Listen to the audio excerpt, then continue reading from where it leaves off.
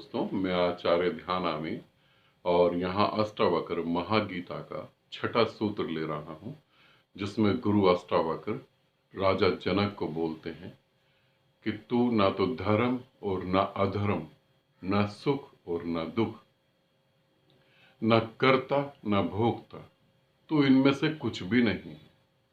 ये तो सब मन का खेल है। ये सब मन का खेल है। तू सदा से बंधन रहित है, तू सदा से मुक्त है, तू सदा से साक्षी है, दृष्टा है। इसे समझ लेना। धर्म अधर्म, अब जो अष्टावक्र बोल रहे हैं, ये हकीकत में मन की जड़ को ही काट देंगे। अष्टावक्र अब सीधा मन पे ऐसी चोट कर रहे हैं, जो तुम समझ जाओ तो तुम इससे बाहर हो जाओगे, तो तुम मुक्त हो जाओगे। तुम ना तो धर्म हो ना अधर्म हो। धर्म और अधर्म कुछ भी नहीं होता। धर्म और अधर्म क्या होता है, यहाँ एक व्यवस्था को चलाने के लिए ये शब्द जरूरी है। ये जब मैं भी बोल रहा हूँ, अष्टावक्र ने उस तरीके से बोला, जिस तरीके से मैं बोल रहा हूँ, ये भी बहुत ही समझाने के लिए, ताकि आप समझ सकें और इससे आगे जा पाए। है खतरनाक। धर्म हमेशा समाज के लिए खतरा ही बन के रहा है, क्योंकि समाज पूरा का पूरा समाज झूठी व्यवस्थाओं पर टिका है और धर्म है सत्य। यहाँ धर्म अधर्म के बारे में जब अष्टावक्र कहते हैं, तो इसका अर्थ ये भी है कि यहाँ पाप और पुण्य, ये भी मन के ही खेल है। धर्म अधर्म ये मन का खेल है। पाप और पुण्य भी मन का खेल है। सुख और दुख भी मन का खेल है। तू इनमें से कुछ भी नहीं है, क्योंकि तू मन नहीं है, तू दृष्टा है। तू सभी बंधनों से सदा से मुक्ति ही है। अब ये समझे, धर्म का मतलब है अच्छे कर्म करना। अच्छे कर्म का अर्थ क्या है, जिससे दूसरों को भी फायदा हो। तुम्हारे अच्छे कर्म, इस समाज का मतलब, अच्छे कर्म का मतलब क्या हुआ, इस समाज में क्या है, इस व्यवस्था को समझना। अच्छे कर्म जिससे दूसरों का फायदा हो। मगर सभी अच्छे हो जाए तो फिर तुम किसका फायदा करोगे? फिर तो तुम्हारा धर्म खत्म हो गया। धर्म, तुम दुखी की सेवा करो। कोई दुखी है उसकी सेवा करो। अगर तुम एक बार कल्पना करो कोई दुखी हो ही ना, तो फिर तुम्हारा धर्म कहां गया? फिर तो तुम्हारा धर्म खत्म हो जाएगा। इसका मतलब तुम्हारे धर्म को जिंदा रखने के लिए दुखी इंसान का होना जरूरी है। क्या यह पाप नहीं? दान देना अच्छी बात है सामाजिक तौर पे, मगर दान क्यों देना? क्योंकि कुछ गरीब हैं। पहले हमें अपने इस भाव को पैदा करने के लिए गरीबों का होना तो जरूरी है। पहले हम ऐसी व्यवस्था बनाएं जिस व्यवस्था में हम गरीब भिखारी को पैदा करें। फिर उन गरीब भिखारियों को हम कपड़ा दें, खाना दें, अनाज दें और उनकी सेवा करें। यह क्या मन का खेल नहीं? हम लड़कियां, औरतें जो वेश्यावृत्ति कर रही हैं, उनसे उन्हें मुक्त करें। पहले उन्हें मजबूर करें, फिर उन्हें मुक्त भी करें। क्या यह मन का खेल नहीं? धर्म अधर्म, तुम्हारा धर्म ही जब पैदा हो पाएगा जब कहीं अधर्म घट रहा हो। रावण का अस्तित्व अगर मिटा दो तो राम जीरो है। राम कहीं नहीं नजर, तुम्हें राम नजर ही नहीं आ सकता। कृष्ण पैदा ही नहीं हो सकते अगर कंस नहीं होता तो। कृष्ण के पैदा होने का, जन्म का जो कारण था, उसके मां बाप नहीं थे। जन्म का कारण था वो भविष्यवाणी। इसीलिए समझना, ये सब मन का ही खेल है और कुछ भी नहीं है। और तुम मन नहीं हो। ये मन के खेल खिलौने। धर्म अधर्म सिर्फ तुम्हारी समाज की व्यवस्था को बना के रखने के लिए ये एक तरीका है, और तुम इस तरीके में फिट नहीं बैठ सकते।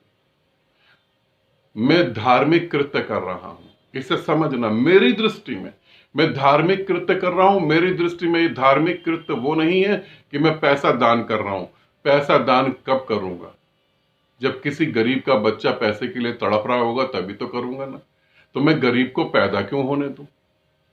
मैं गरीब को शिक्षित क्यों ना कर दूं कि वो और गरीब ना पैदा होने दे। इसे समझना। मेरे को किसी ने कहा कि हम अनाथ बच्चों के लिए कुछ करते हैं। मैंने कहा क्या कर सकते हैं? उन्होंने बोला एक बड़ा आश्रम खोलते हैं, वहां अनाथ बच्चों को पालेंगे। मैंने कहा क्या हम ये नहीं कर सकते कि अनाथ बच्चे पैदा ही ना हो? पहले हम ऐसी व्यवस्था बनाएं कि अनाथ बच्चे हों। कोई गलत गलत संबंध बना रहा है और फिर वो बच्चे को नहीं रख सकता अपने साथ, फिर वो बच्चे को सड़क पे छोड़ गया। किसी के घर में लड़की पैदा हो गई, वो लड़की को सड़क पे छोड़ गया। अब इन बच्चों को हम पालें तो क्या हम उन लोगों को बढ़ावा नहीं देंगे? तो ये क्या मन के खेल नहीं हो रहे? हम इनकी जड़ क्यों नहीं काट रहे? क्योंकि जड़ तक पहुंचना ही नहीं चाहते हम लोग। जब तुम कुछ अच्छा काम करते हो तो तुम्हें इज्जत मिलती है तो बड़ा मन खुश होता है। मेरी निगाह में धार्मिक काम ये है, मेरी निगाह में धर्म ये है कि कैसे तुम्हारे भीतर बैठी हुई शक्ति जागे और तुम उसे जानो। भी धार्मिक काम ना तो किसी धर्म स्थल से जुड़ा हुआ है, ना धार्मिक काम किसी धर्म ग्रंथ से जुड़ा है, ना धार्मिक काम किसी समाज सेवा से जुड़ा हुआ है। ये सब की सब बातें सिर्फ मन के जाल में है जो समाज में बिठा दी गई हैं। तो यहां पर गुरु कहते हैं कि तुम इनसे हटो, तुम ये नहीं हो। तुम्हारे दान देने से तुम्हें मुक्ति नहीं मिलेगी। तुम किसी गरीब का भला कर दोगे, उससे मुक्ति नहीं मिलेगी। मुक्ति इतनी आसान थोड़ी ना है। अगर मुक्ति इतनी आसान होती तो पूरी की पूरी पृथ्वी उन देशों को ही देखभाल कर रही होती जो गरीब है बेचारे। और फिर तो मैं कहता हूं गरीब बचते भी ना, फिर मुक्ति कैसे होती? तो यहां समझें, वो कह रहे हैं कि ये धर्म अधर्म तू नहीं है, तू साक्षी है। तू इन चीजों से अपने को दूर हटा। तू जान कि तू ये नहीं है। ये खेल है मन का, बस ये और कुछ भी नहीं। पाप पुण्य ये मन का खेल है। जब तुम पाप करते हो तभी तुम पुण्य कर सकते हो। जो व्यक्ति बड़े से बड़ा पुण्य आत्मा होगा वो व्यक्ति बड़े से बड़ा पापी होगा। बिना पाप के पुण्य पैदा ही नहीं हो सकता। पछतावा तुम्हें कब होगा? जब तुम कुछ गलत करोगे। तुमने गलत करा ही नहीं तो तुम पछताओगे क्यों? लोग कहते हैं परमात्मा से डरो। अरे क्यों डरे भैया परमात्मा से? परमात्मा से डरे ही क्यों? हां, तुमने गलत करा तो तुम्हें डरना पड़ेगा ही पड़ेगा। तो तुम ये ध्यान रखो, ये सिर्फ मन के खेल हैं और समाज की एक व्यवस्था है। तू इसका हिस्सा नहीं है। तू उससे सदा से सदा तू इससे मुक्त ही था, मगर तूने ऐसा मान लिया कि तू इसका हिस्सा है, इसलिए तू बंधन में है। इस सूत्र को अच्छे से समझना। ये सूत्र जो है तुम्हारे मन को जड़ से ही काट के फेंक देंगे। जड़ से ही तुम्हारे अंदर जो गिल्टी और पछतावा है वो निकल जाएगा। तुम्हें पता है, जब तुम अपनी पत्नी पे, बच्चों पे, अपने माँ बाप पे क्रोध करते हो तो तुम्हें गिल्टी फील होती है कि मैंने क्या कर दिया। और वो गिल्टी तुम्हें पछतावा देती है। ऐसा नहीं समझना कि तुम्हें पछतावा देती है। माफी मांगने के बाद तुम और सख्ती से आगे क्रोध करोगे। तुम्हें एक टेक्निक पता लग गई कि पत्नी के अगर 2 थप्पड़ भी खींच के लगा दिए और दूसरे दिन सॉरी कह के आई लव यू उसे बोल दिया तो वो खत्म बात। अब तुम्हारे अंदर इतनी हिम्मत होगी, कल को पत्नी कुछ कहे तो तुम 4 थप्पड़ लगा सकते हो।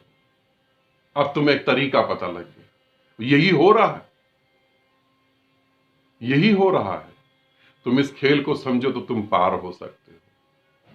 इसे समझना, ये मन की जड़ काटने वाली बात है। और अगला 7वां सूत्र जो है, उस 7वें सूत्र के बाद मुझे नहीं लगता कि अष्टावक्र को कुछ बोलने की जरूरत थी। वो 7वें सूत्र में ही, अष्टावक्र के 7वें सूत्र को अगर तुम समझ लेते हो तो तुम हमेशा हमेशा के लिए मुक्ति पा जाओगे। तुम हमेशा के लिए मुक्त हो जाओगे। कोई बंधन नहीं होगा। तुम्हारी सबसे बड़ी समस्या जो है वो 7वें सूत्र में गुरु अष्टावक्र खत्म कर देंगे। इसके बाद अष्टावक्र को कुछ बोलने की जरूरत नहीं थी और ये ना ही यहां जनक को अब आगे कुछ समझने की जरूरत थी। 7वां सूत्र अपने आप में कंप्लीट है। 7वां सूत्र क्या कहता है उसे हम अगली वीडियो में समझेंगे। आनंदित रहें, सदा खुश रहें। बहुत बहुत प्रेम आप सभी।